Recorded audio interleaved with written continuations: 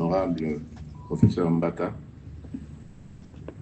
mesdames et messieurs, chers compatriotes, permettez-moi d'abord de vous saluer et de vous remercier aussi d'être venus nombreux.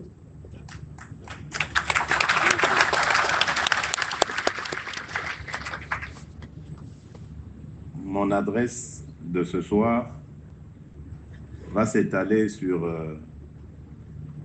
tout ce que nous avons entrepris comme action jusqu'ici, parce que vous êtes en droit de le savoir, à travers vous, le peuple congolais.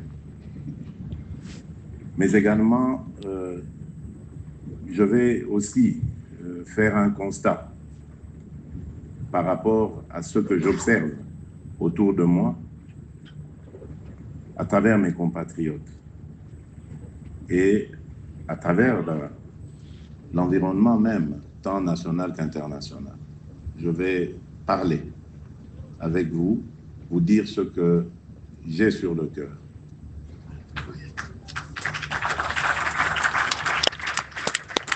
Et vous allez m'excuser parce que contrairement à la tradition, je ne vais pas avoir un échange. Je vais juste vous dire mon message et vous laisser méditer celui-ci. Parce que l'heure n'est pas justement à exprimer tout ce que nous avons en nous. L'ennemi est debout, l'ennemi est actif. L'ennemi, ce n'est pas seulement celui que vous voyez. D'ailleurs, ce que vous voyez n'est que de l'agitation.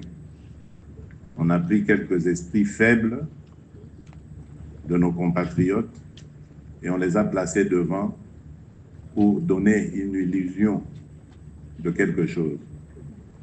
Et je peux vous dire ici que cette illusion ne restera qu'illusion.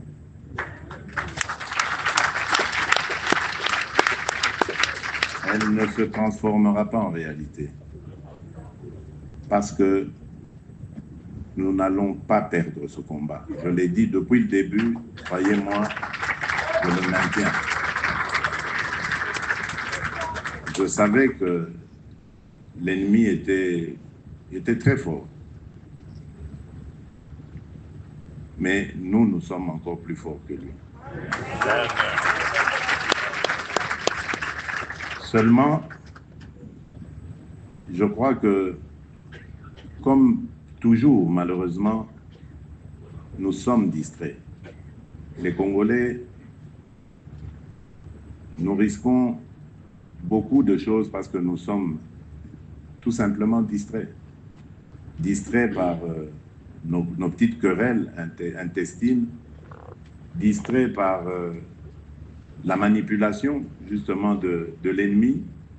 Et aujourd'hui, avec les réseaux sociaux, ça va vite, ça va fort. Et distraits par nos relents tribaux qui parfois sont vraiment suicidaires.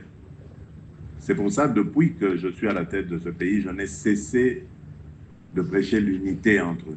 Au-delà de ce que nous sommes comme ressortissants de telle ou telle tribu, province, ça n'a pas de sens. Nous appartenons à une seule et unique nation, c'est la RDC, la République démocratique du Congo. Nous devons surpasser nos égos, nos relents tribaux et nous unir. Parce que l'ennemi veut de cette division, justement. Et il joue sur cette corde sensible pour ne pas avoir en face de lui des Congolais debout, déterminés. Parce que ce n'est que ça notre force, c'est d'être déterminés. Et c'est ça qui va faire reculer et l'ennemi et ceux qui sont derrière l'ennemi. Alors, la première des choses que je voudrais vous dire ici, c'est que ce combat, nous l'avions entrepris sur plusieurs fronts, comme vous le savez. Il y a le front diplomatique, qui est le premier d'ailleurs qu'on avait mis sur pied, mis en place. Ensuite, il y a le front militaire, parce que l'attaque s'est matérialisée. Et puis il y a le front politique. Et dans le front politique, nous avons vous, les représentants du peuple, mais également le peuple qui nous donne cette souveraineté, cette légitimité que nous avons. Et je vais donc vous expliquer ce qui se passe sur ces trois fronts. Sur le premier front, évidemment, point n'est besoin de vous le dire, vous le vivez. Les victoires s'engrangent, certes, mais il y a encore beaucoup à faire. Donc, ne dormons pas sur nos lauriers en nous disant, ça y est, c'est la première fois, c'est vrai, ce qu'on a vu. Mais nous devons continuer. Parce que l'ennemi va aussi travailler à ce que cette première fois soit renversée et revienne, soit effacée et revienne à nouveau sur les mêmes standards sur lesquels il a surfé à l'époque. Donc nous devons rester vigilants et actifs sur le plan diplomatique. De ce côté-là, je ne perds pas espoir parce que nous avons au gouvernement, évidemment, une grande dame. Je profite ici de lui rendre hommage. Je ne sais pas si elle est dans la salle. C'est vrai qu'on m'a attribué ce succès, mais je ne suis pas seul. Et je dois le dire, je remercie la Première ministre, je remercie la ministre des Affaires étrangères, parce que c'est d'elle que je parlais, qui est montée au front. C'est vrai que c'est avec nos instructions, mais c'est une brave dame qui a pu vraiment bien manœuvrer et qui a été de tous les combats et c'est vraiment à elle aussi que doit revenir cet honneur. Je parlais de la Première ministre qui a été époustouflante à Addis Abeba. On ne le sait peut-être pas, les réunions du Conseil paix et sécurité se tiennent à huis clos, mais elle a été formidable. Et je vous dis, on est sur tous les fronts. Je pense ici à nos diplomates, nos représentants à Genève, à New York, qui ont aussi été à Addis Abeba, qui ont été très très forts, qui pendant ces moments pareils, eux sont actifs, ils font du lobbying, ils font du porte-à-porte. C'est tous ces gens à qui je rends hommage, au gouvernement aussi en général, parce que nous sentons ce soutien de nos ministres, cette solidarité gouvernementale qui permet à chacune et à chacun des membres de ce gouvernement de donner le meilleur de lui-même. Parce qu'ils ont tous été diplomates dans ce qu'ils ont fait, dans les missions qu'ils ont fait. Je pense, par exemple, au vice-ministre, je crois que ça a fuité sur les réseaux. On a vu le vice-ministre de la Défense, comment est-ce qu'il a été diplomate à sa manière à la réunion de la CEAC. Je pense à tous ces ministres et vice-ministres qui ont, chacun dans leur domaine, défendu la République. C'est à eux aussi qu'il faut rendre hommage. Les instructions étaient vraiment bien suivies. Donc ce front est en train d'engranger des résultats et donc nous ne pouvons que nous en réjouir. Et ça va continuer parce que nous sommes sur la bonne voie. Le plus dur, c'est vrai, reste à faire, mais nous avons aussi fait un grand chemin, on a parcouru un grand chemin, celui d'amener enfin la communauté internationale à comprendre que nous sommes les agressés. Et nous sommes agressés par le Rwanda, non pas pour les prétextes fallacieux qu'il a toujours évoqués, de peur de génocide, de FDLR qui serait en train d'être préparé par les Congolais pour aller de nouveau envahir le Rwanda, de discrimination des communautés rwandophones vivantes en République démocratique du Congo, des ressortissants congolais d'expression rwandophone. Donc tout ça, c'était de la manipulation destinée tout simplement à faire durer ces manœuvres qui en fait n'étaient que le pillage systématique de nos ressources.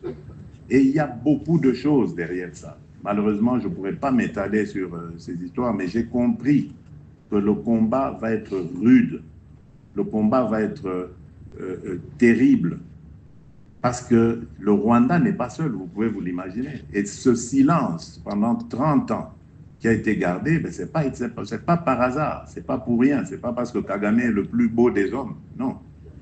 C'est tout simplement parce qu'il y a tout un système derrière. Et là, nous sommes occupés à déboulonner ce système.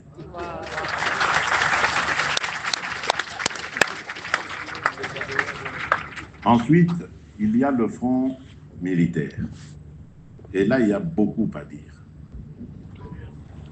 D'abord, en premier lieu, je voudrais ici vous dire que nous devons rendre un vibrant hommage à nos hommes de troupe, à nos soldats. Je suis fier d'eux. Ça va peut-être vous étonner parce qu'ils ont perdu, parce qu'il y en a qui ont décroché, qui ont fui le front. Oui, c'est vrai. C'est vrai. Mais je suis fier d'eux. Je suis fier d'eux parce qu'ils ont payé de leur vie. S'il y en a qui ont fui, c'est vrai, c'est condamnable, ça ne se fait pas normalement. Moi, je repose surtout à ceux qui ont fui de s'en être pris à la population. Ça, c'est inacceptable. Ça, c'est impardonnable. D'ailleurs, des instructions ont déjà été données pour que ces gens-là soient sévèrement sanctionnés. Ils ont peut-être des raisons de décrocher, mais ils n'ont pas de raison de s'en prendre aux pauvres gens, à nos pauvres compatriotes qui déjà avaient affaire à cette barbarie qui venait. Et donc, c'est des crimes que nous ne pardonnerons pas. Mais je tiens à leur rendre hommage parce qu'ils se sont vraiment battus avec le cœur et malgré tous les sabotages dont ils ont été victimes. Et c'est là peut-être l'occasion de parler du comportement du Congolais.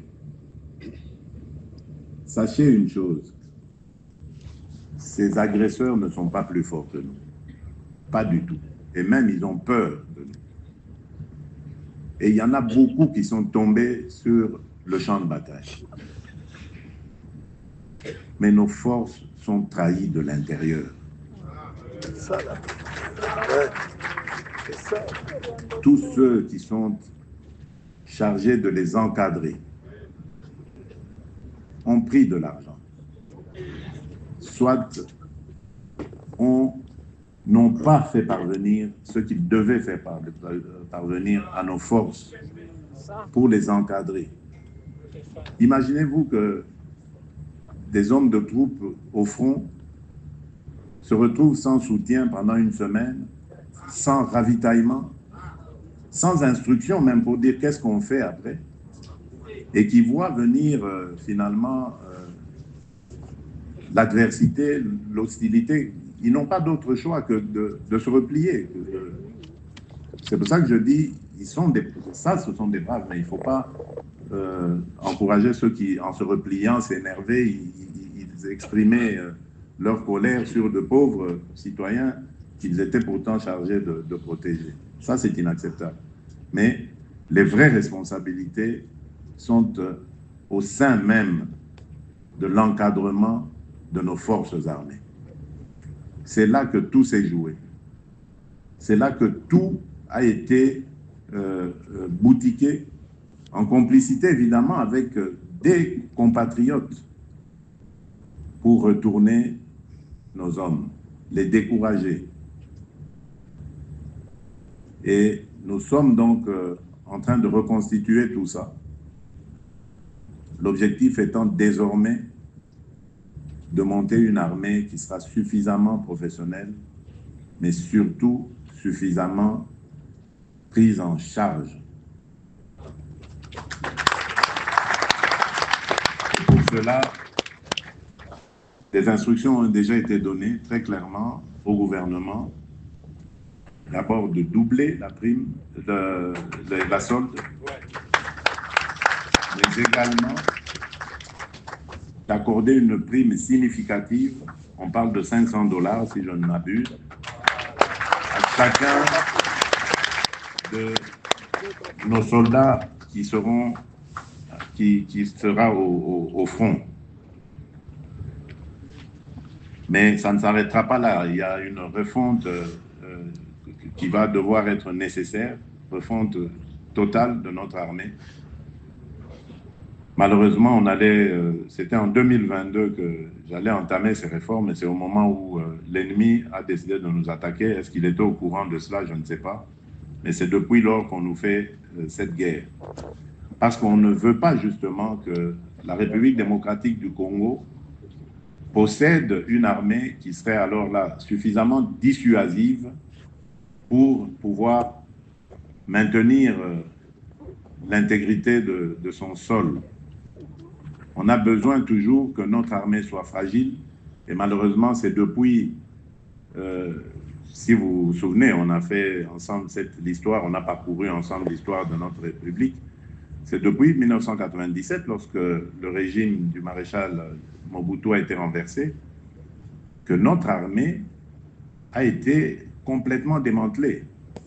Souvenez-vous qu'il y a eu à la tête de notre armée un Rwandais, dont la mission a été justement de tout s'aborder.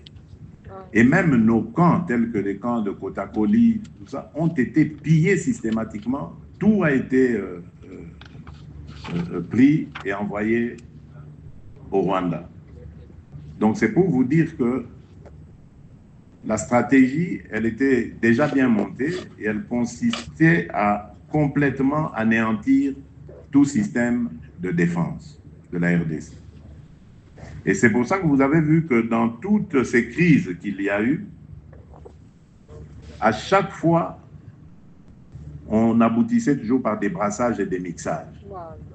Parce qu'il ne fallait pas que l'armée congolaise puisse être rebâtie de manière professionnelle.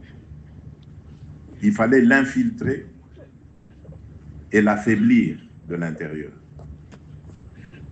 C'est pour ça que vous entendez, je reviendrai là-dessus, ma détermination à ne pas discuter avec des pantins, parce que justement, ça risque d'aboutir à ce genre de choses. Voilà, félicitations. Et je reviendrai sur ça. Et donc, le troisième front que nous avons ouvert, et pour moi, c'est celui qui marche le moins, parce que le front militaire, je l'ai dit ici, j'ai simplement évoqué les faiblesses, mais il y a des points forts. Et c'est sur ces points forts que nous sommes en train de nous appuyer pour repartir de plus belle.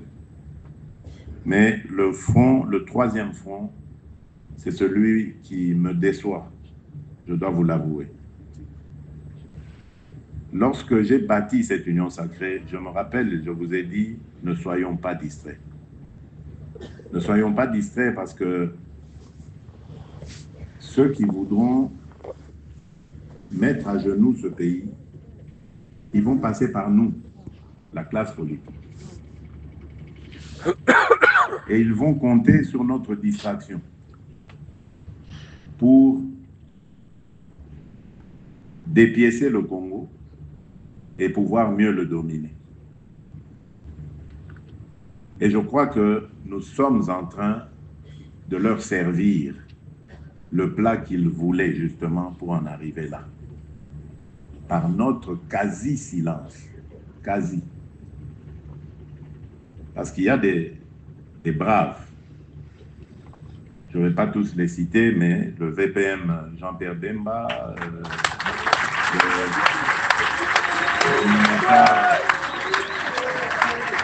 le Mineta Guy Luando, le VPM Jean-Pierre Liaou. C'est pour ça que j'ai peur de ne pas tous les citer parce que je peux en oublier. Mais j'ai vu des gens montés au créneau sans avoir reçu l'instruction de quoi que ce soit. Ils ont pris l'initiative pour dire à notre peuple, levez-vous, dire à nos jeunes, enrôlez-vous dans l'armée, parce que c'est le moment de défendre notre patrie. Mais je n'en ai pas vu beaucoup, je suis désolé. Je suis désolé. C'est là la distraction. Parce que certains pensent que c'est en discutant avec l'ennemi qu'on va avoir des solutions. Mais non. L'ennemi, d'accord, il va discuter avec vous, mais à condition que vous ayez de quoi le faire fléchir. À quoi ça sert d'aller discuter avec quelqu'un qui sait que ce que je vais vous dire aujourd'hui, je peux le renier demain parce que demain je serai à tel endroit dans votre pays. On prône le dialogue. Mais oui, moi je veux aussi le dialogue. Moi je ne suis pas un homme de guerre, jamais. Je ne suis pas venu à la tête de mon pays pour l'amener dans une guerre et faire tuer mes compatriotes. Je suis le premier à vouloir la paix. Et j'étais le premier à l'offrir à nos voisins. Mes premiers déplacements de chef d'État en 2019 étaient destinés à nos voisins ici, de la région, pour leur dire, écoutez, moi, je veux qu'on tire un trait sur le passé, qu'on regarde l'avenir avec beaucoup d'espoir, avec beaucoup d'enthousiasme. Travaillons sur des projets communs, de construction d'infrastructures, de joint venture dans des activités que nous aurons décidées pour faire le bonheur de nos populations. J'avais offert ça. Donc si aujourd'hui, je commence à parler guerre, c'est parce que j'ai compris à qui nous avons affaire. Mais comme dans ce pays, nous n'avons pas confiance les uns envers les autres, voilà ce qui nous divise aujourd'hui. Il y en a qui pensent que le président est radical, il ne veut pas... Non, je suis radical contre le mal qu'on veut infiltrer dans mon pays. Ça, je ne l'accepte pas. Ça, c'est vrai. Ça est très vrai. Dialogue, oui, je veux un dialogue, mais dialogue pour qu'on foute la paix définitivement à mon pays, qu'on nous laisse évoluer tranquillement vers notre développement. Je ne veux pas de dialogue pour qu'on se retrouve encore avec des brassages et des mixages qui, dans quelques années, vont donner encore lieu à des guerres. Donc, moi, je veux bien qu'on discute. Mais avant de discuter, nous devons montrer nos dents, montrer nos forces.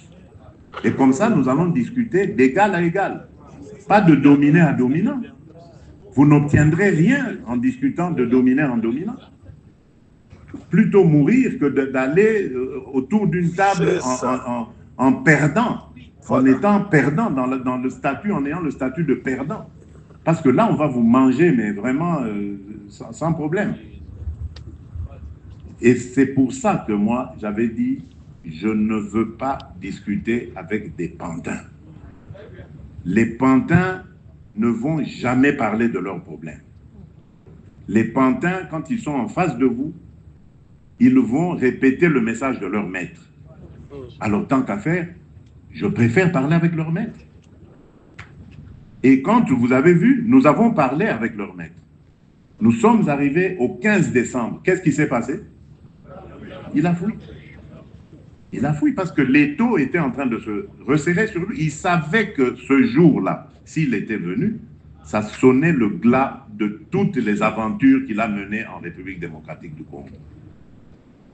Et ayant compris cela, il a dit non, il faut fuir, commencer la guerre, une guerre rapide et brutale pour soumettre finalement ces Congolais qui sont en train de nous échapper. Et lorsque nous sommes en train d'organiser le front diplomatique pour freiner, bloquer cela, c'est dans mon propre camp que j'apprends que, voilà, il y en a qui sont déjà en pourparlers, il y en a qui condamnent la position du président, qui trouvent qu'il est trop radical, qui trouvent qu'il doit négocier. Mais négocier quoi? Et en quelle position? Voilà. Réveillez-vous, chers compatriotes. Ouais. Ah, c'est ce que moi j'attendais de vous, Excellence. Et ça est énorme. Et cette communauté internationale que nous avons avons toujours vilipendée, aujourd'hui, elle nous prouve le contraire. Ce sont ces pays dont peut-être certaines ambassades ont été bêtement attaqués ici, de manière totalement idiote. Ce sont ces pays-là qui aujourd'hui ont pris position. Mais le Congolais, il a fait quoi? La classe politique, vous avez fait quoi? Nous avons toujours condamné, oui, mais oui, les Français, oui, les Américains, ils sont complices. Mais voilà, eux, ils ont posé leur acte, ils ont montré. Mais voilà, nous sommes toujours comme ça, nous les Congolais, nous aimons toujours être pris en charge. Les autres doivent parler pour nous, les autres doivent faire des efforts pour nous. Nous, on doit continuer à danser, manger, boire, et tout, voilà. Et ça, c'est inacceptable. C'est le moment de nous lever et de dire en une seule voix à la communauté internationale, d'abord, merci pour ce qu'elle fait, elle est aux côtés de notre peuple, et leur dire que c'est nous qui allons maintenant passer devant et espérer avoir toujours leur soutien. La communauté internationale aujourd'hui, elle a compris. C'est le moment maintenant de l'encourager à continuer de nous soutenir. Et non pas le moment de vilipender des pays ici et d'attaquer leurs ambassades. Ça, la prochaine fois que ça se refait, je crois que les coupables qui seront pris seront condamnés à vie à être en prison. Parce que c'est vraiment de la trahison qu'ils font contre notre peuple. Et vous voyez que ceux-là que nous vilipendions hier, c'est aujourd'hui eux qui sont devant, en train d'affaiblir l'ennemi. Donc pensons aussi à ce que nous devons faire. Et c'est ça que je dis à vous, classe politique, surtout vous de l'Union sacrée. Parce que je vous avais invité, quand j'avais formé cette famille politique, à nous engager à protéger nos concitoyens, à travailler pour leur bien-être et à sécuriser notre pays. Moi, je n'avais pas fait cette union sacrée pour se partager des postes. Hein. Là, on voit beaucoup d'engouement quand il faut partager des postes. Mais quand il faut maintenant prendre ses responsabilités et défendre ce peuple qui nous a donné sa confiance, on démissionne complètement. On est dans des salons en train de réfléchir à comment discuter, négocier avec un vide, des gens qui vont simplement venir parler au nom de leurs représentants, de leurs parrains plutôt. Donc, le dialogue, je le veux sans aucun problème, mais je ne le veux pas avec n'importe qui. Je veux le dialogue avec des gens qui vont, lorsqu'on va prendre des engagements à se respecter, à rester chacun chez soi, que ce soit alors des engagements qui seront aussi respectés. Donc le dialogue, je ne le veux pas pour qu'on revienne encore dans 2 ans ici avec des guerres, avec certains compatriotes esprits faibles qu'on va aller chercher je ne sais où et qu'on mettra devant pour qu'ils commencent encore à tuer leurs propres frères. Et c'est peut-être ici l'occasion de parler de l'initiative conjointe Cinco-ECC.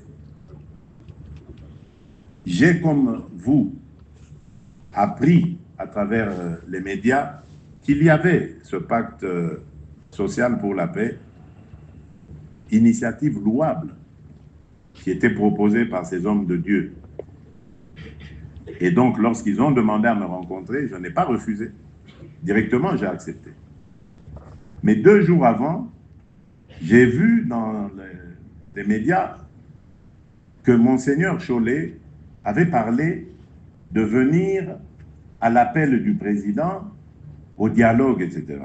Donc j'ai trouvé ça un peu bizarre et j'ai voulu préciser d'entrée de jeu quand ils sont arrivés en disant à Monseigneur Chollet que je n'avais pas très bien compris son message, je n'ai pas demandé moi cette rencontre et que j'aimerais qu'à la sortie, ils précisent que c'est à leur initiative et non à la mienne que cette rencontre avec eux se fait. Parce que moi, le dialogue, je lui ai dit, il est permanent. Et je l'avais déjà dit. Moi, le dialogue, c'est pas aller s'enfermer entre 4 murs hein, et commencer à discuter. Le dialogue, ça a commencé tel jour. Non, non. Le dialogue, il est permanent. Même avec mes adversaires.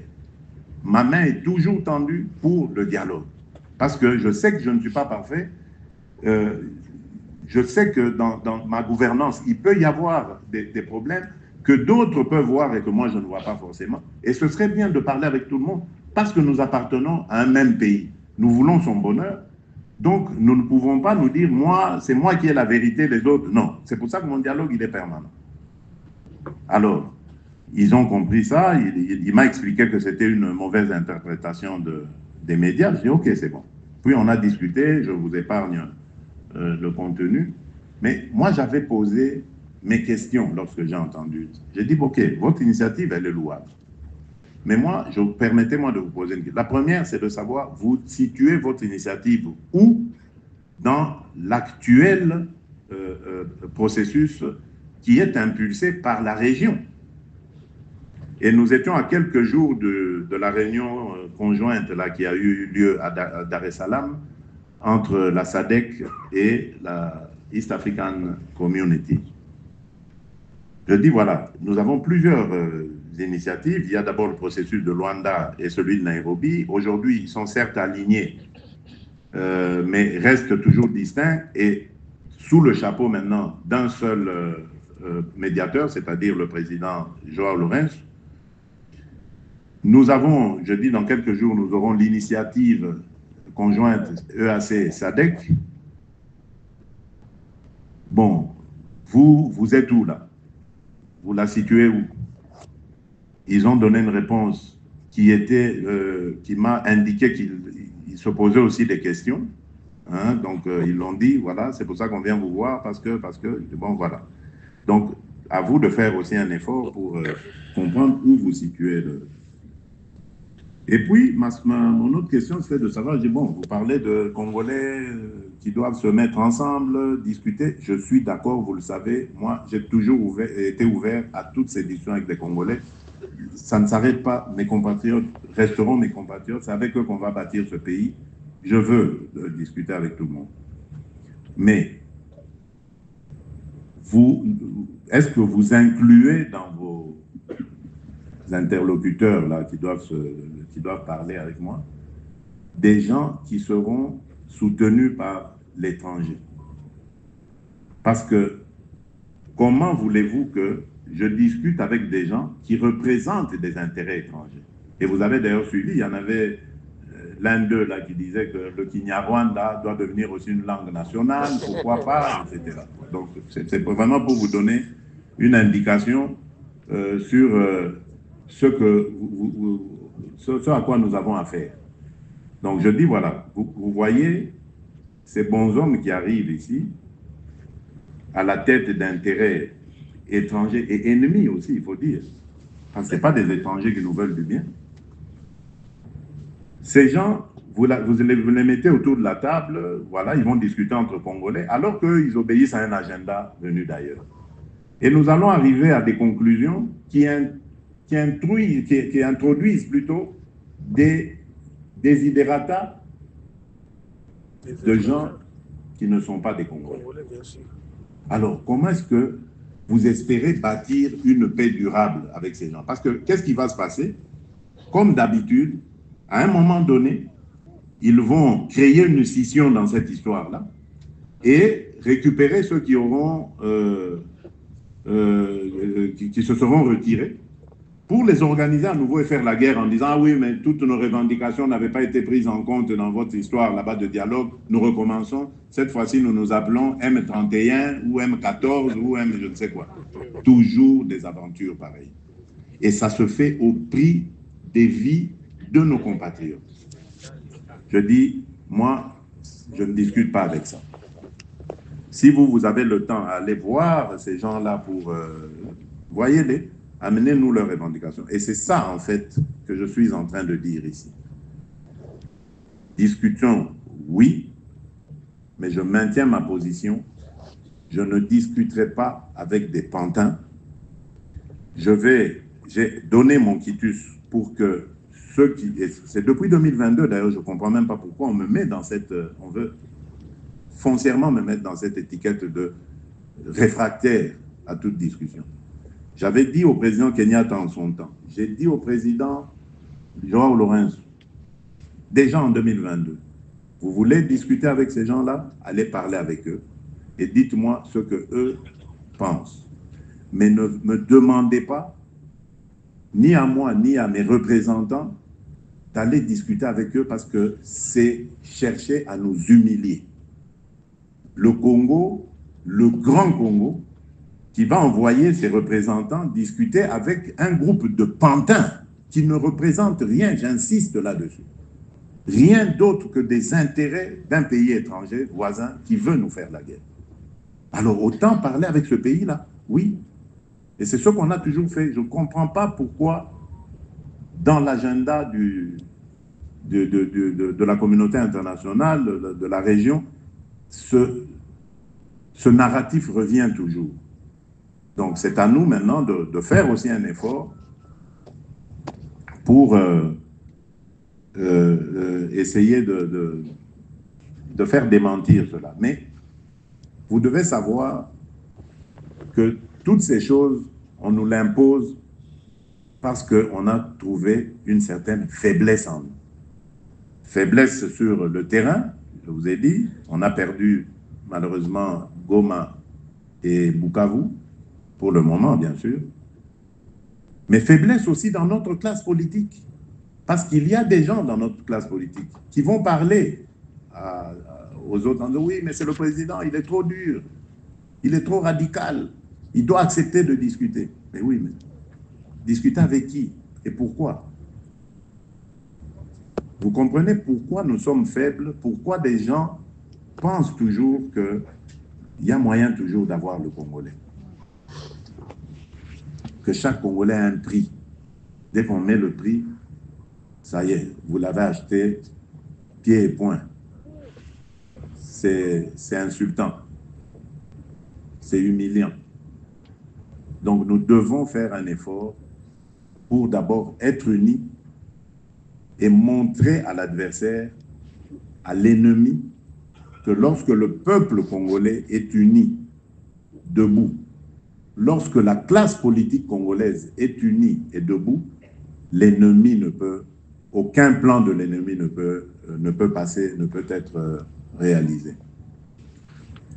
Et voilà pourquoi je vais élargir cette initiative à d'autres Congolais qui pensent aussi ou qui veulent aussi de cette unité. Donc ne soyez pas étonnés dans les jours prochains, parce que je compte charger mon conseiller spécial de voir d'autres Congolais, acteurs politiques, de les inviter à venir dans cette coalition que je veux nationale, forte et indivisible, qui va faire front face à l'ennemi.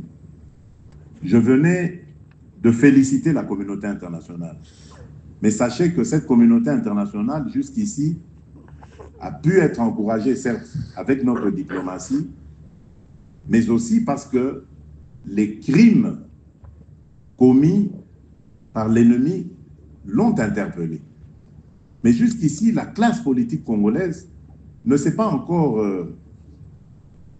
ne s'est pas encore bougé suffisamment pour le convaincre. Parce que je l'ai entendu, j'ai des interlocuteurs qui m'ont dit, mais oui, mais monsieur le président, c'est bizarre, on n'entend pas la classe politique congolaise. On dirait que vous êtes seul.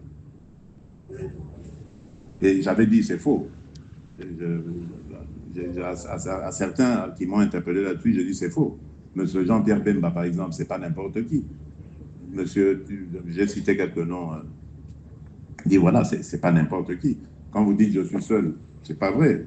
Vous avez cité notre adorable doyen, le président Mbosso dit Joe Biden. Joe Biden. Je dis, mais ce ne sont pas n'importe qui. Je suis désolé quand vous dites je suis seul, je ne suis pas seul. Et puis il y a le peuple congolais. Vous n'avez pas vu les rues, vous n'avez pas vu tous ces rassemblements. Le peuple est mobilisé. Mais malheureusement, le peuple est mobilisé sans beaucoup de pilotes. Donc, vous savez maintenant, hommes et femmes de l'Union sacrée, ce à quoi vous devez vous en tenir. Vous devez mobiliser ce peuple. Ce n'est que quand ce peuple sera debout partout que ce message va être renforcée dans les officines de la communauté internationale. Parce que ceux qui l'ont décidé, ils l'ont fait sans vous. Et méfiez-vous des choses qu'on fait sans vous. Il faut qu'on entende non seulement votre détermination à ne pas laisser l'ennemi s'aventurer à nouveau dans notre pays, mais qu'on entende aussi ce que vous voulez. Qu'est-ce que vous voulez?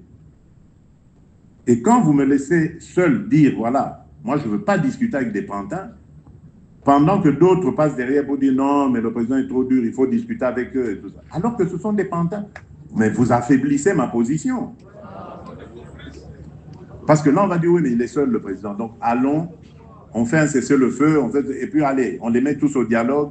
Et le dialogue, là, va nous amener des mêmes problèmes dans quelques années ou dans quelques mois même, d'ailleurs. Donc, ce n'est pas possible de retomber toujours. On dirait qu'on ne s'arrête pas un instant pour dire qu'est-ce qui a marché, qu'est-ce qui n'a pas marché dans ce pays. C'est ça qu'il faut faire. C'est ça que nous devons faire, s'il vous plaît, chers compatriotes. Il y en a peut-être qui sont de bonne foi, qui restent là, parce qu'ils ne savent pas ce qu'il faut faire. Mais non, c'est Bitumba et Kangi Biso et Kangi Banamboka. Ne vous en faites pas. Quand on viendra ici, ils viendront, ils ne vont pas choisir que voilà, oh, Yotoroti Kabango. Non, ils vont tous nous soumettre. Tous. Ceux qui vont faire allégeance, ah ben tant mieux pour eux. Mais ceux qui vont résister, ils seront écrasés. Parce que c'est ça leur le modus operandi. C'est comme ça qu'ils ont fonctionné. Je vous ai parlé de 1997 ici.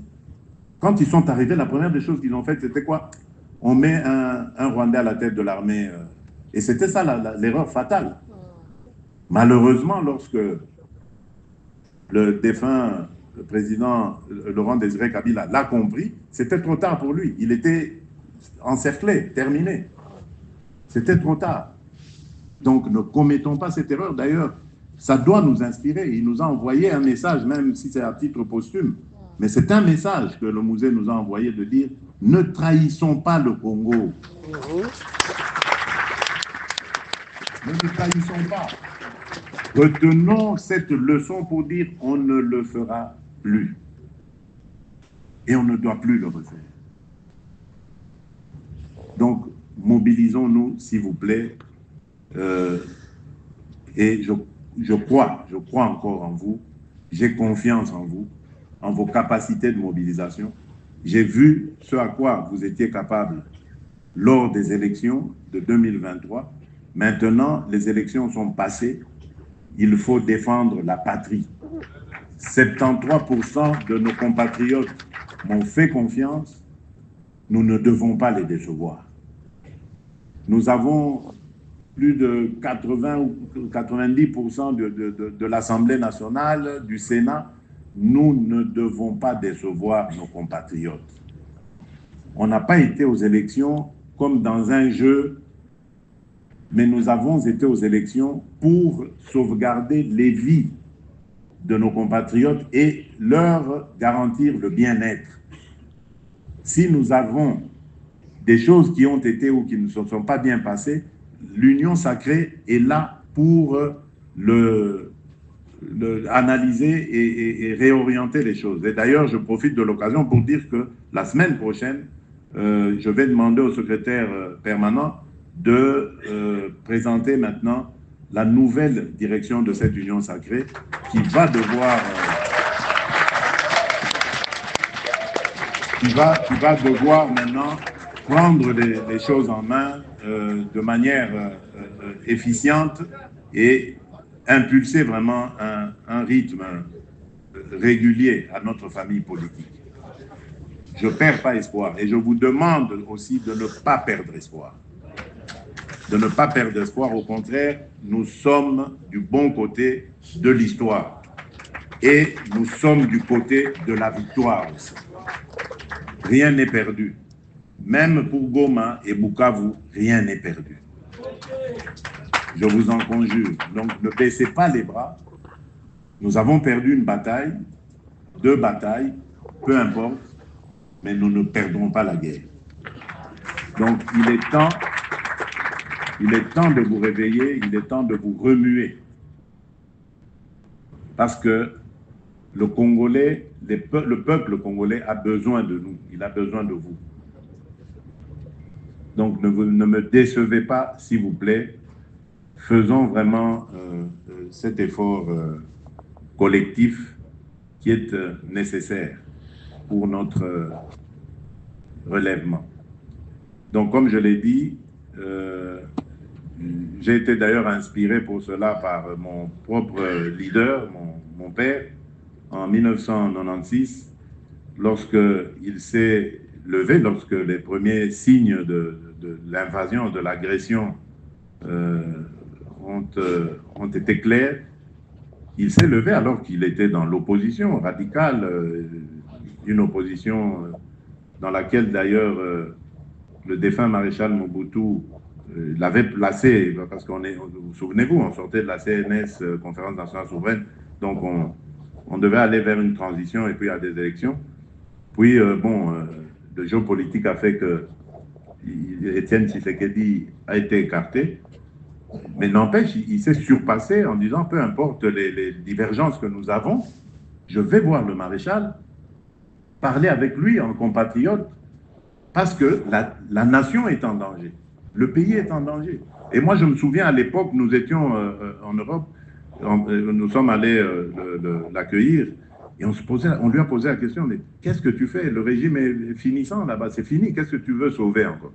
Il nous a dit, vous ne comprenez pas, vous, que celui qui vient là, à la tête d'intérêts étrangers, il ne vient pas pour nos intérêts à nous. Donc il faut très vite arrêter ça, et je vais voir mon frère, on s'entend avec lui, on fait un front commun pour barrer la route à celui-là. Et comme lui vient avec des intérêts étrangers, on le retirera de ces étrangers, des mains de ces étrangers, et on va l'inclure parce que c'est aussi une des retombées ou une des conséquences de la gestion de Mobutu. Donc on le prendra, on avance avec lui. Malheureusement, ça n'a pas été très bien compris dans l'entourage du maréchal. Puis bon, il y a eu toutes ces maladresses. Et voilà, bon, c'est peut-être Dieu aussi qui fait les choses à sa manière. Mais cela m'a inspiré pour aussi aller vers nos compatriotes, les autres ici, pas ceux qui viennent en face avec des intérêts étrangers, parce que ça n'a rien à voir avec une quelconque gestion du pays, parce que nous sortons des élections, nous venons à peine d'installer nos institutions, et cette guerre commence.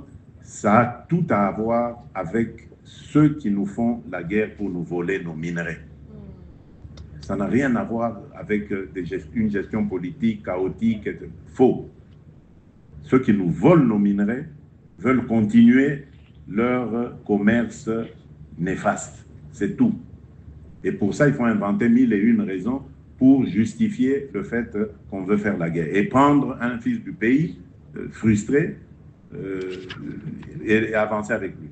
Donc voilà maintenant pourquoi je cherche les autres fils du pays pour leur tendre la main et dire, mettons-nous ensemble, faisons face à l'ennemi. Celui qui acceptera de prendre la main sera le bienvenu et nous discuterons peut-être, on verra bien, pourquoi pas, de la composition d'un gouvernement d'union nationale pour faire face à cela. Alors, quant à l'initiative de nos hommes de Dieu, comme je l'ai dit, c'est louable. Toute personne qui cherche la paix ne peut qu'être encouragée. Je les recevrai parce que j'ai vu qu'ils ont aussi encore demandé une audience, donc je les recevrai. C'est sûrement pour qu'ils me fassent part de leur bilan à mi-parcours. Je les écouterai et permettez-moi de ne pas vous dire ici ce que je leur réserverai comme réponse parce que c'est à eux que j'accorde la primeur. Donc, voilà tout ce que je peux dire en substance. Je crois que j'ai été complet. Vraiment, je m'excuse de ne pas souhaiter cet échange parce que pour le moment, je préfère garder silence sur beaucoup de choses. Le moment viendra où nous parlerons. Le moment viendra où nous dirons tout ce qui s'est passé dans ce pays. Mais sachez simplement que vous avez une sentinelle qui veille à ce que rien de mal n'arrive à mon pays, à notre pays, Nous sommes fiers de toi, chef. Tout ce que je vous demande aussi, c'est de rester vraiment actif dans la prière. Parce que moi, j'ai vu ce que la prière peut emmener comme succès et comme résultat. Dieu aime vraiment ce pays. Croyez-moi. Il nous aime vraiment. Il protège ce pays et il le protégera. L'ennemi sera complètement anéanti. Amen. Je vous le dis. Que Dieu vous bénisse. Merci. Merci. Bon, c'est le chef de l'État qui vient de finir son sermon. Merci. Le premier d'ailleurs qu'on avait mis sur pied, mis en place. Ensuite, il y a le front militaire, parce que l'attaque s'est matérialisée. Et puis, il y a le front politique. Et dans le front politique, nous avons, vous, les représentants du peuple, mais également le peuple qui nous donne cette souveraineté, cette légitimité que nous avons. Et je vais donc vous expliquer ce qui se passe sur ces trois fronts. Sur le premier front, évidemment, point n'est besoin de vous le dire, vous le vivez. Les victoires s'engrangent, certes, mais il y a encore beaucoup à faire. Donc ne dormons pas sur nos lauriers en nous disant « ça y est, c'est la première fois », c'est vrai, ce qu'on a vu, mais nous devons continuer. Parce que l'ennemi va aussi travailler à ce que cette première fois soit renversée et revienne, soit effacée et revienne à nouveau sur les mêmes standards sur lesquels il a surfé à l'époque. Donc nous devons rester vigilants et actifs sur le plan diplomatique. De ce côté-là, je ne perds pas espoir parce que nous avons au gouvernement, évidemment, une grande dame. Je profite ici de lui rendre hommage. Je ne sais pas si elle est dans la salle. C'est vrai qu'on m'a attribué ce succès, mais je ne suis pas seul. Et je dois le dire, je remercie la Première ministre, je remercie la ministre des Affaires étrangères, parce que c'est d'elle que je parlais, qui est montée au front. C'est vrai que c'est avec nos instructions, mais c'est une brave dame qui a pu vraiment bien manœuvrer et qui a été de tous les combats et c'est vraiment à elle aussi que doit revenir cet honneur. Je parlais de la Première ministre qui a été époustouflante à Addis Abeba. On ne le sait peut-être pas, les réunions du Conseil paix et sécurité se tiennent à huis clos, mais elle a été formidable. Et je vous dis, on est sur tous les fronts. Je pense ici à nos diplomates, nos représentants à Genève, à New York, qui ont aussi été à Addis Abeba, qui ont été très très forts, qui pendant ces moments pareils, eux sont actifs, ils font du lobbying, ils font du porte-à-porte. C'est tous ces gens à qui je rends hommage, au gouvernement aussi en général, parce que nous sentons ce soutien de nos ministres, cette solidarité gouvernementale qui permet à chacune et à chacun des membres de ce gouvernement de donner le meilleur de lui-même. Parce qu'ils ont tous été diplomates dans ce qu'ils ont fait, dans les missions qu'ils ont fait. Je pense, par exemple, au vice-ministre, je crois que ça a fruité sur les réseaux. On a vu le vice-ministre de la Défense, comment est-ce qu'il a été diplomate à sa manière à la réunion de la CEAC. Je pense à tous ces ministres et vice-ministres qui ont chacun dans leur domaine défendu la République. C'est à eux aussi qu'il faut rendre hommage. Les instructions étaient vraiment bien fournies. Donc ce front est en train d'engranger des résultats et donc nous ne pouvons que nous en réjouir. Et ça va continuer parce que nous sommes sur la bonne voie. Le plus dur, c'est vrai, reste à faire, mais nous avons aussi fait un grand chemin, on a parcouru un grand chemin, celui d'amener enfin la communauté internationale à comprendre que nous sommes les agressés. Et nous sommes agressés par le Rwanda, non pas pour les prétextes fallacieux qu'il a toujours évoqués, de peur de génocide, de FDLR qui serait en train d'être préparé par les Congolais pour aller de nouveau envahir le Rwanda, de discrimination des communautés rwandophones vivantes en République démocratique du Congo, des ressortissants congolais d'expression rwandophone.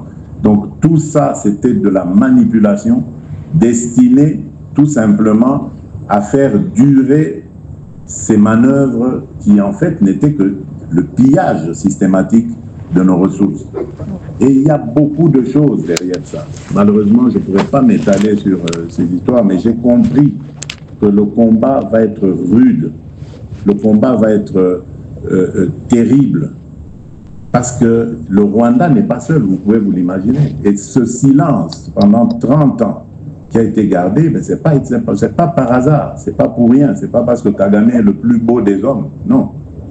C'est tout simplement parce qu'il y a tout un système derrière. Et là, nous sommes occupés à déboulonner ce système. Voilà.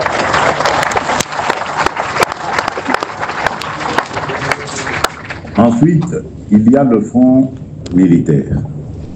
Et là, il y a beaucoup à dire. D'abord, en premier lieu, je voudrais ici vous dire que nous devons rendre un vibrant hommage à nos hommes de troupe, à nos soldats. Je suis fier d'eux. Ça va peut-être vous étonner parce qu'ils ont perdu, parce que il y en a qui ont décroché, qui ont fui le front. Oui, c'est vrai. C'est vrai. Mais je suis fier d'eux. Je suis fier d'eux parce que ils ont payé de leur vie. S'il y en a qui ont fui, c'est vrai, c'est condamnable, ça ne se fait pas normalement. Moi, je repose surtout à ceux qui ont fui de s'en être pris à la population. Ça, c'est inacceptable. Ça, c'est impardonnable. D'ailleurs, des instructions ont déjà été données pour que ces gens-là soient sévèrement sanctionnés. Ils ont peut-être des raisons de décrocher, mais ils n'ont pas de raison de s'en prendre aux pauvres gens, à nos pauvres compatriotes qui déjà avaient affaire à cette barbarie qui venait. Et donc, c'est des crimes que nous ne pardonnerons pas. Mais je tiens à leur rendre hommage parce qu'ils se sont vraiment battus avec le cœur et malgré tous les sabotages dont ils ont été victimes. Et c'est là peut-être l'occasion de parler du comportement du Congolais. Sachez une chose, ces agresseurs ne sont pas plus forts que nous. Pas du tout. Et même ils ont peur de nous. Et il y en a beaucoup qui sont tombés sur le champ de bataille. Mais nos forces sont trahies de l'intérieur. Tous ceux qui sont chargés de les encadrer ont pris de l'argent. Soit n'ont pas fait parvenir ce qu'ils devaient faire parvenir à nos forces pour les encadrer. Imaginez-vous que des hommes de troupes au front se retrouvent sans soutien pendant une semaine, sans ravitaillement, sans instruction même pour dire qu'est-ce qu'on fait après, et qui voient venir finalement l'adversité, l'hostilité.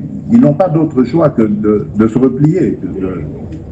C'est pour ça que je dis, ce sont des braves, mais il ne faut pas encourager ceux qui, en se repliant, s'énervaient, ils exprimaient leur colère sur de pauvres citoyens qu'ils étaient pourtant chargés de protéger. Ça, c'est inacceptable. Mais Les vraies responsabilités sont au sein même de l'encadrement de nos forces armées. C'est là que tout s'est joué. C'est là que tout a été boutiqué, en complicité évidemment avec des compatriotes, pour retourner nos hommes, les décourager. Et nous sommes donc en train de reconstituer tout ça. L'objectif étant désormais de monter une armée qui sera suffisamment professionnelle, mais surtout suffisamment prise en charge.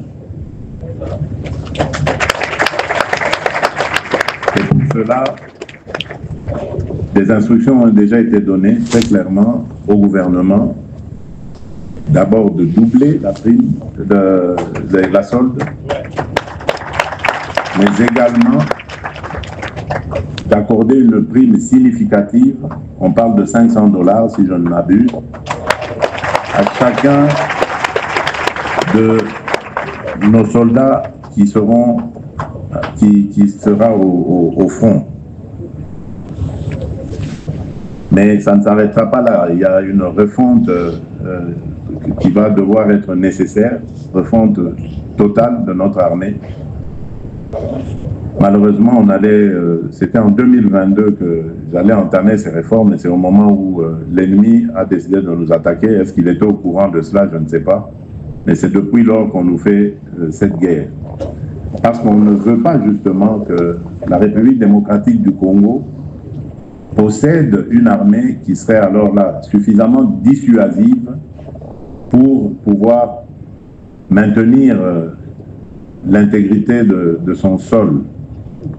On a besoin toujours que notre armée soit fragile, et malheureusement c'est depuis, si vous vous souvenez, on a fait ensemble l'histoire, on a parcouru ensemble l'histoire de notre République. C'est depuis 1997, lorsque le régime du maréchal Mobutu a été renversé, que notre armée a été complètement démantelée.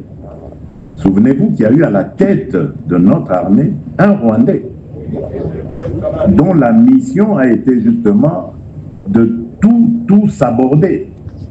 Et même nos camps, tels que les camps de Kotakoli, tout ça, ont été pillés systématiquement. Tout a été pris et envoyé au Rwanda. Donc c'est pour vous dire que la stratégie, elle était déjà bien montée, et elle consistait à complètement anéantir tout système de défense de la RDC. Et c'est pour ça que vous avez vu que dans toutes ces crises qu'il y a eu, à chaque fois, on aboutissait toujours par des brassages et des mixages. Wow. Parce qu'il ne fallait pas que l'armée congolaise puisse être rebâtie de manière professionnelle. Il fallait l'infiltrer et l'affaiblir de l'intérieur. C'est pour ça que vous entendez, je reviendrai là-dessus, ma détermination à ne pas discuter avec des pantins, parce que justement ça risque d'aboutir à ce genre de choses. Mais je reviendrai sur ça. Et donc, le troisième front que nous avons ouvert, et pour moi c'est celui qui marche le moins, parce que le front militaire, je l'ai dit ici, j'ai simplement évoqué les faiblesses, mais il y a des points forts. Et c'est sur ces points forts que nous sommes en train de nous appuyer pour repartir de plus belle. Mais le troisième front, c'est celui qui me déçoit, je dois vous l'avouer. Lorsque j'ai bâti cette union sacrée, je me rappelle, je vous ai dit, ne soyons pas distraits. Ne soyons pas distraits parce que ceux qui voudront mettre à genoux ce pays, ils vont passer par nous, la classe politique. Et ils vont compter sur notre distraction pour dépiécer le Congo et pouvoir mieux le dominer. Et je crois que nous sommes en train de leur servir le plat qu'ils voulaient justement pour en arriver là. Par notre quasi-silence. Quasi. Parce qu'il y a des braves. Je ne vais pas tous les citer, mais le VPM Jean-Pierre Bemba,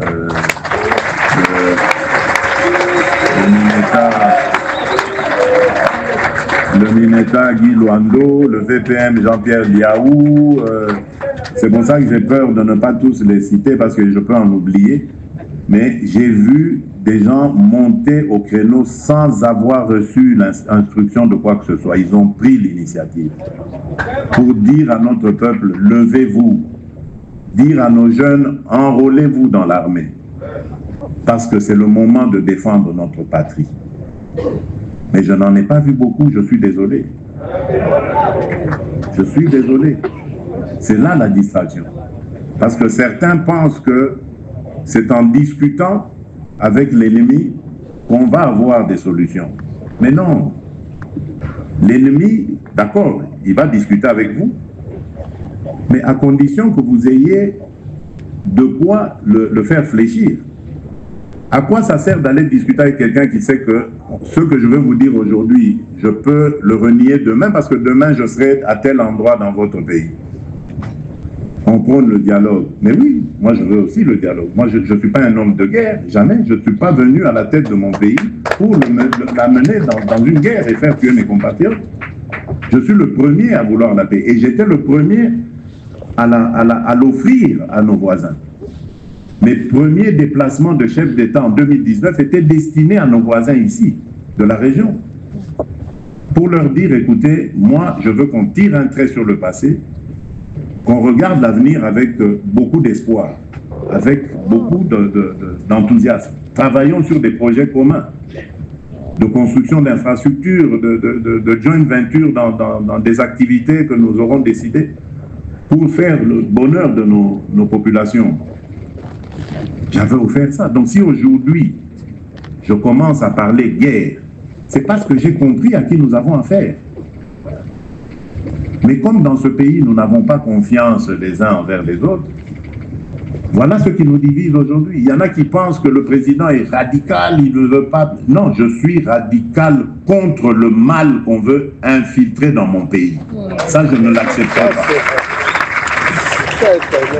Dialogue, oui, je veux un dialogue, mais dialogue pour qu'on foute la paix définitivement à mon pays, qu'on nous laisse évoluer tranquillement vers notre développement. Je ne veux pas de dialogue pour qu'on se retrouve encore avec des brassages et des mixages qui, dans quelques années, vont donner encore lieu à des guerres. Donc, moi, je veux bien qu'on discute. Mais avant de discuter, nous devons montrer nos dents, montrer nos forces. Et comme ça, nous allons discuter d'égal à égal. Pas de dominant à dominant. Vous n'obtiendrez rien en discutant de dominant en dominant. Plutôt mourir que d'aller autour d'une table en perdant, en étant perdant dans le statut, en ayant le statut de perdant. Parce que là, on va vous manger, mais vraiment sans problème. Et c'est pour ça que moi, j'avais dit, je ne veux pas discuter avec des pantins. Les pantins ne vont jamais parler de leurs problèmes. Les pantins, quand ils sont en face de vous, ils vont répéter le message de leur maître. Alors, tant qu'à faire, je préfère parler avec leur maître. Et quand vous avez vu, nous avons parlé avec leur maître. Nous sommes arrivés au 15 décembre. Qu'est-ce qui s'est passé? Il a fouillé. Il a fouillé parce que l'étau était en train de se resserrer sur lui. Il savait que ce jour-là, s'il était venu, ça sonnait le glas de toutes les aventures qu'il a menées en République démocratique du Congo. Et ayant compris cela, il a dit non, il faut fuir, commencer la guerre, une guerre rapide et brutale pour soumettre finalement ces Congolais qui sont en train de nous échapper. Et lorsque nous sommes en train d'organiser le front diplomatique pour freiner, bloquer cela, c'est dans mon propre camp que j'apprends que, voilà, il y en a qui sont déjà en pourparlers, il y en a qui condamnent la position du président, qui trouvent qu'il est trop radical, qui trouvent qu'il doit négocier. Mais négocier quoi? Et en quelle position? Voilà. Réveillez-vous, chers compatriotes.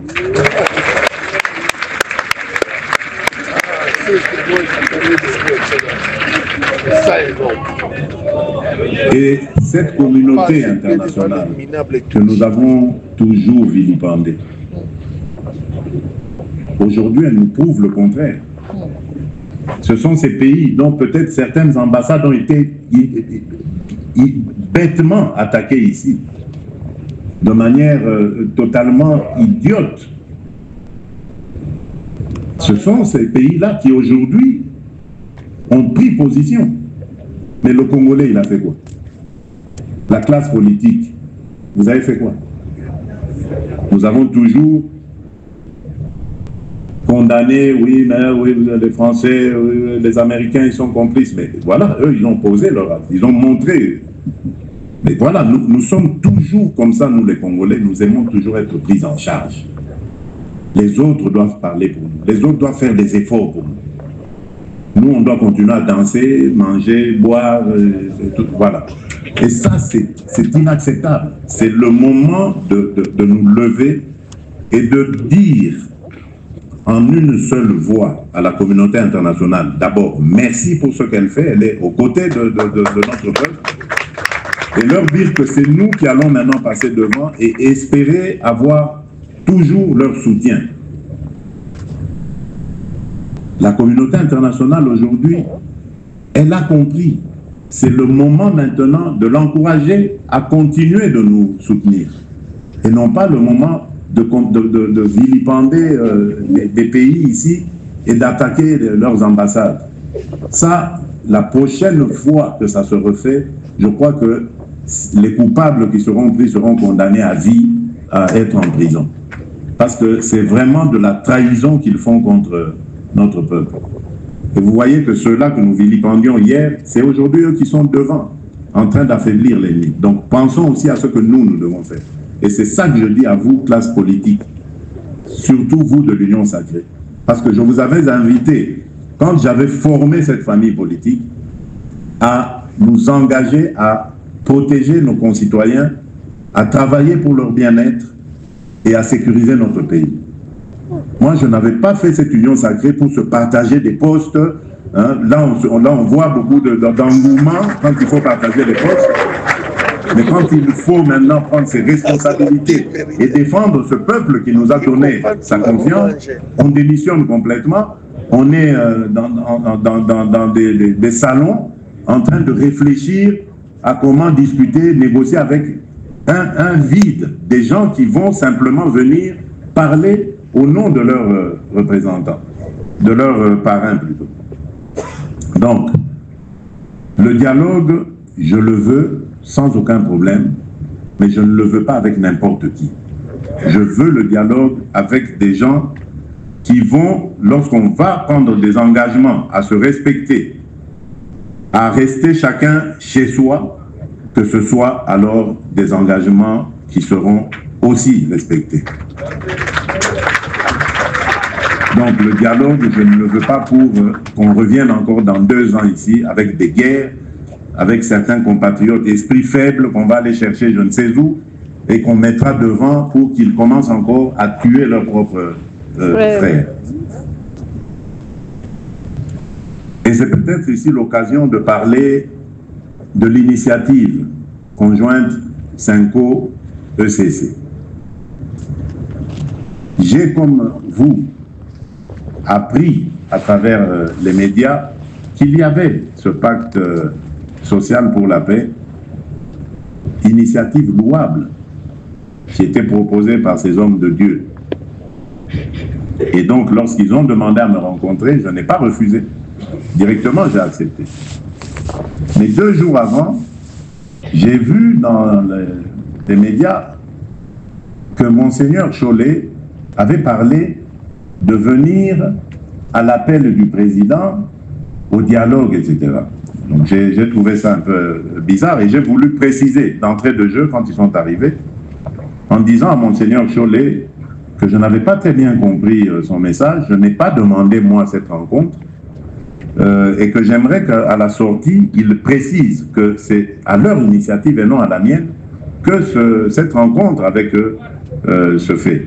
Parce que moi, le dialogue, je lui ai dit, il est permanent.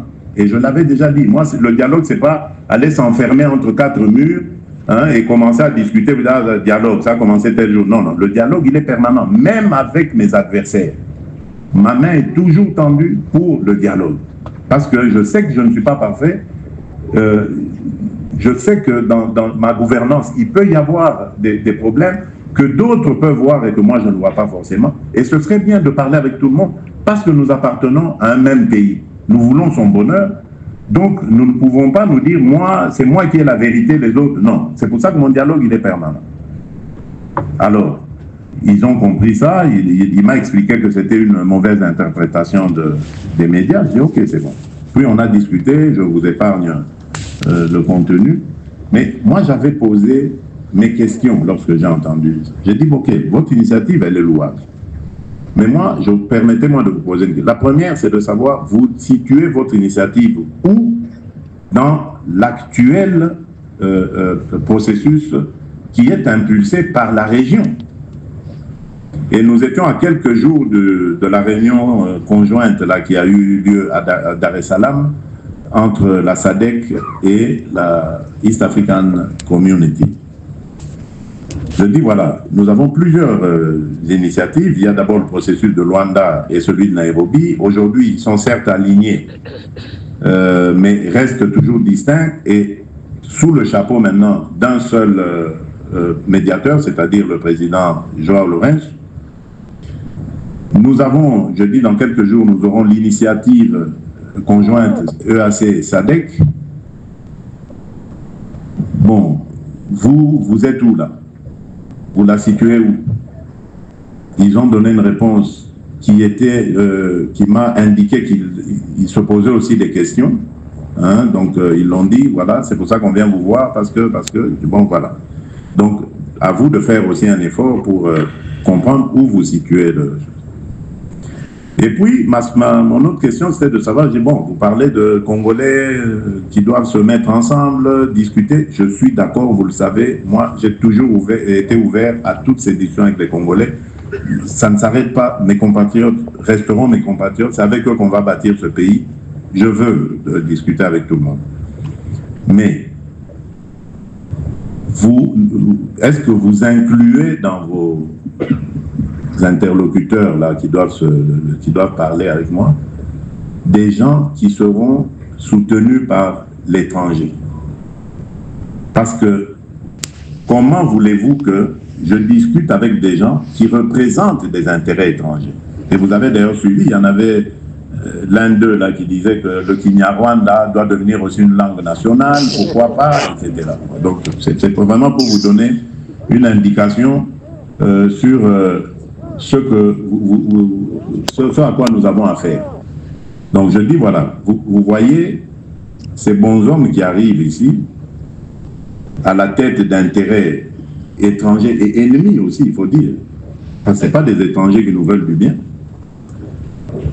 Ces gens, vous les mettez autour de la table, voilà, ils vont discuter entre Congolais, alors qu'ils obéissent à un agenda venu d'ailleurs. Et nous allons arriver à des conclusions qui introduisent plutôt des desiderata de gens qui ne sont pas des Congolais. Alors, comment est-ce que vous espérez bâtir une paix durable avec ces gens? Parce que qu'est-ce qui va se passer? Comme d'habitude, à un moment donné, ils vont créer une scission dans cette histoire-là et récupérer ceux qui auront qui se seront retirés pour les organiser à nouveau et faire la guerre en disant « Ah oui, mais toutes nos revendications n'avaient pas été prises en compte dans votre histoire là-bas de dialogue. Nous recommençons. Cette fois-ci, nous nous appelons M31 ou M14 ou M je ne sais quoi. » Toujours des aventures pareilles. Et ça se fait au prix des vies de nos compatriotes. Je dis, moi, je ne discute pas avec ça. Si vous avez le temps à aller voir ces gens-là pour... voyez-les, amenez-nous leurs revendications. Et c'est ça, en fait, que je suis en train de dire ici. Discutons, oui, mais je maintiens ma position. Je ne discuterai pas avec des pantins.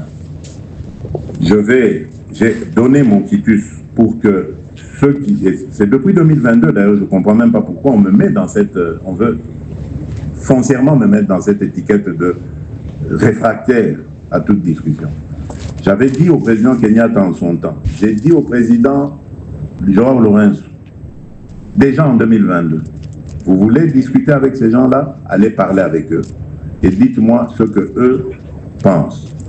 Mais ne me demandez pas, ni à moi, ni à mes représentants, d'aller discuter avec eux parce que c'est chercher à nous humilier. Le Congo, le grand Congo, qui va envoyer ses représentants discuter avec un groupe de pantins qui ne représentent rien, j'insiste là-dessus. Rien d'autre que des intérêts d'un pays étranger, voisin, qui veut nous faire la guerre. Alors autant parler avec ce pays-là, oui. Et c'est ce qu'on a toujours fait. Je ne comprends pas pourquoi, dans l'agenda de la communauté internationale, de la région, ce narratif revient toujours. Donc c'est à nous maintenant de faire aussi un effort pour essayer de faire démentir cela. Mais vous devez savoir que toutes ces choses, on nous l'impose parce qu'on a trouvé une certaine faiblesse en nous. Faiblesse sur le terrain, je vous ai dit, on a perdu malheureusement Goma et Bukavu, pour le moment bien sûr, mais faiblesse aussi dans notre classe politique, parce qu'il y a des gens dans notre classe politique qui vont parler aux autres en disant oui mais c'est le président, il est trop dur, il est trop radical, il doit accepter de discuter. Mais oui, mais discuter avec qui et pourquoi? Vous comprenez pourquoi nous sommes faibles, pourquoi des gens pensent toujours qu'il y a moyen toujours d'avoir le Congolais. Que chaque Congolais a un prix. Dès qu'on met le prix, ça y est, vous l'avez acheté, pied et point. C'est insultant. C'est humiliant. Donc nous devons faire un effort pour d'abord être unis et montrer à l'adversaire, à l'ennemi, que lorsque le peuple congolais est uni, debout, lorsque la classe politique congolaise est unie et debout, l'ennemi ne peut, aucun plan de l'ennemi ne peut passer, ne peut être réalisé. Et voilà pourquoi je vais élargir cette initiative à d'autres Congolais qui pensent aussi ou qui veulent aussi de cette unité. Donc ne soyez pas étonnés dans les jours prochains, parce que je compte charger mon conseiller spécial de voir d'autres Congolais, acteurs politiques, de les inviter à venir dans cette coalition que je veux nationale, forte et indivisible, qui va faire front face à l'ennemi. Je venais de féliciter la communauté internationale. Mais sachez que cette communauté internationale, jusqu'ici, a pu être encouragée, certes, avec notre diplomatie, mais aussi parce que les crimes commis par l'ennemi l'ont interpellé. Mais jusqu'ici, la classe politique congolaise ne s'est pas encore ne s'est pas encore bougé suffisamment pour le convaincre. Parce que je l'ai entendu. J'ai des interlocuteurs qui m'ont dit, mais oui, mais monsieur le président, c'est bizarre. On n'entend pas la classe politique congolaise. On dirait que vous êtes seul. Et j'avais dit, c'est faux. À certains qui m'ont interpellé là-dessus, je dis, c'est faux. Monsieur Jean-Pierre Bemba, par exemple, c'est pas n'importe qui. Monsieur, j'ai cité quelques noms. Dit, voilà, c'est pas n'importe qui. Quand vous dites, je suis seul, c'est pas vrai. J'avais cité notre adorable doyen, le président Mbosodi Joe Biden. Je dis, mais ce ne sont pas n'importe qui. Je suis désolé quand vous dites je suis seul, je ne suis pas seul. Et puis il y a le peuple congolais. Vous n'avez pas vu les rues, vous n'avez pas vu tous ces rassemblements. Le peuple est mobilisé. Mais malheureusement, le peuple est mobilisé sans beaucoup de pilotes. Donc, vous savez maintenant, hommes et femmes de l'Union sacrée, ce à quoi vous devez vous en tenir. Vous devez mobiliser ce peuple. Ce n'est que quand ce peuple sera debout partout que ce message va être renforcé dans les officines de la communauté internationale. Parce que ceux qui l'ont décidé, ils l'ont fait sans vous. Et méfiez-vous des choses qu'on fait sans vous. Il faut qu'on entende non seulement votre détermination à ne pas laisser l'ennemi s'aventurer à nouveau dans notre pays, mais qu'on entende aussi ce que vous voulez.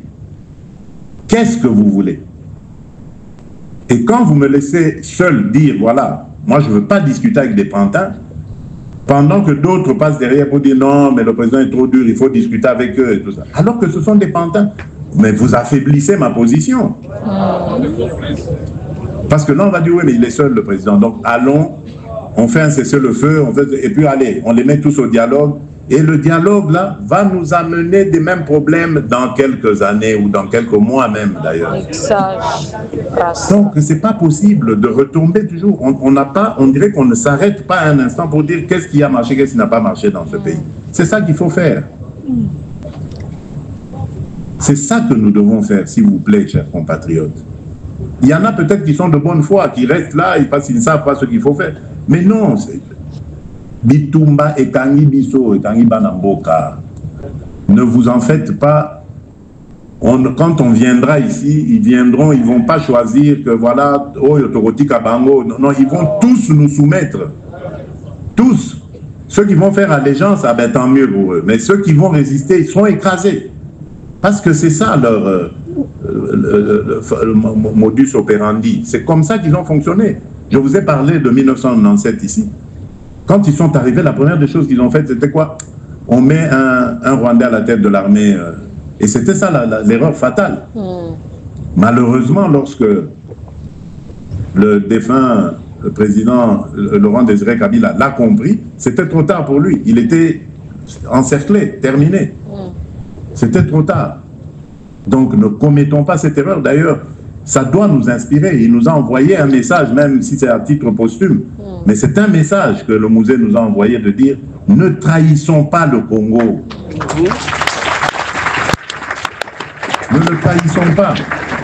Retenons cette leçon pour dire « On ne le fera plus. » Et on ne doit plus le refaire. Donc, mobilisons-nous, s'il vous plaît, et je crois encore en vous, j'ai confiance en vous, en vos capacités de mobilisation. J'ai vu ce à quoi vous étiez capable lors des élections de 2023. Maintenant, les élections sont passées, il faut défendre la patrie.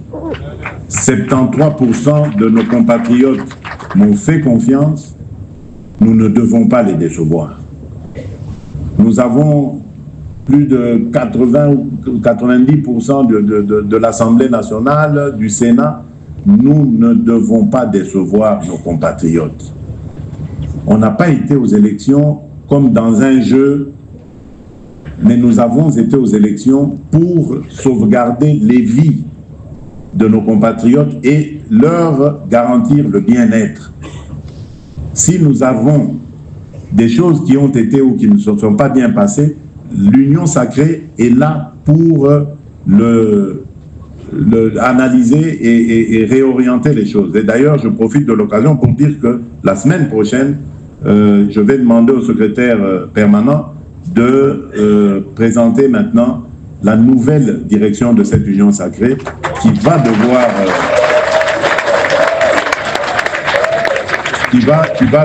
maintenant prendre les choses en main de manière efficiente et impulser vraiment un rythme régulier à notre famille politique. Je ne perds pas espoir et je vous demande aussi de ne pas perdre espoir. De ne pas perdre espoir, au contraire, nous sommes du bon côté de l'histoire et nous sommes du côté de la victoire aussi. Rien n'est perdu. Même pour Goma et Bukavu, rien n'est perdu. Je vous en conjure. Donc ne baissez pas les bras. Nous avons perdu une bataille, 2 batailles, peu importe, mais nous ne perdrons pas la guerre. Donc il est temps de vous réveiller, il est temps de vous remuer. Parce que le Congolais, le peuple congolais a besoin de nous, il a besoin de vous. Donc ne me décevez pas, s'il vous plaît. Faisons vraiment cet effort collectif qui est nécessaire pour notre relèvement. Donc comme je l'ai dit, j'ai été d'ailleurs inspiré pour cela par mon propre leader, mon père, en 1996, lorsqu'il s'est levé, lorsque les premiers signes de l'invasion, de l'agression ont été clairs. Il s'est levé alors qu'il était dans l'opposition radicale, une opposition dans laquelle d'ailleurs le défunt maréchal Mobutu l'avait placé, parce vous souvenez-vous, on sortait de la CNS, Conférence nationale souveraine, donc on devait aller vers une transition et puis à des élections. Puis le géopolitique a fait que Étienne Tshisekedi a été écarté, mais n'empêche, il s'est surpassé en disant, peu importe les divergences que nous avons, je vais voir le maréchal, parler avec lui en compatriote, parce que la nation est en danger, le pays est en danger. Et moi, je me souviens, à l'époque, nous étions en Europe, nous sommes allés l'accueillir, et on lui a posé la question, mais qu'est-ce que tu fais? Le régime est finissant là-bas, c'est fini, qu'est-ce que tu veux sauver encore?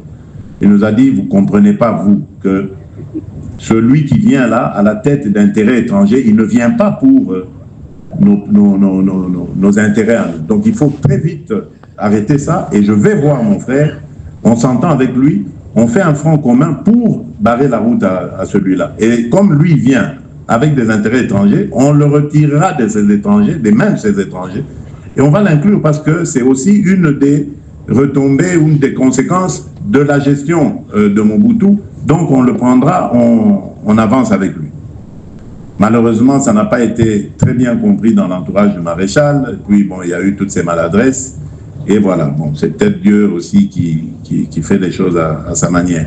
Mais cela m'a inspiré pour aussi aller vers nos compatriotes, les autres ici, pas ceux qui viennent en face avec des intérêts étrangers, parce que ça n'a rien à voir avec une quelconque gestion du pays, parce que nous sortons des élections, nous venons à peine d'installer nos institutions, et cette guerre commence, ça a tout à voir avec ceux qui nous font la guerre pour nous voler nos minerais. Ça n'a rien à voir avec une gestion politique chaotique, faux. Ceux qui nous volent nos minerais veulent continuer leur commerce néfaste, c'est tout. Et pour ça, il faut inventer 1001 raisons pour justifier le fait qu'on veut faire la guerre. Et prendre un fils du pays, frustré, et avancer avec lui. Donc voilà maintenant pourquoi je cherche les autres fils du pays pour leur tendre la main et dire, mettons-nous ensemble, faisons face à l'ennemi. Celui qui acceptera de prendre la main sera le bienvenu et nous discuterons peut-être, on verra bien, pourquoi pas, de la composition d'un gouvernement d'union nationale pour faire face à cela. Alors, quant à l'initiative de nos hommes de Dieu, comme je l'ai dit, c'est louable. Toute personne qui cherche la paix ne peut qu'être encouragée. Je les recevrai parce que j'ai vu qu'ils ont aussi demandé une audience, donc je les recevrai. C'est sûrement pour qu'ils me fassent part de leur bilan à mi-parcours. Je les écouterai et permettez-moi de ne pas vous dire ici ce que je leur réserverai comme réponse parce que c'est à eux que j'accorde la primeur. Donc, voilà tout ce que je peux dire en substance. Je crois que j'ai été complet. Vraiment, je m'excuse de ne pas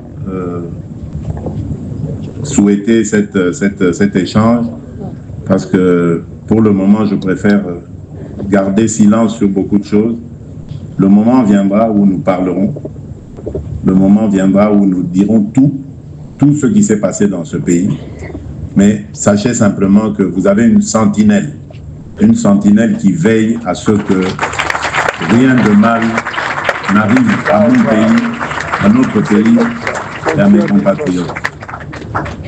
Tout ce que je vous demande aussi, c'est de rester vraiment actif dans la prière. Parce que moi, j'ai vu ce que la prière peut emmener comme succès et comme résultat.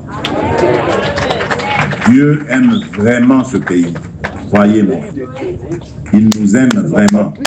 Il protège ce pays et il le protégera. L'ennemi sera complètement anéanti. Amen. Je vous le dis. Que Dieu vous bénisse. Merci. Amen.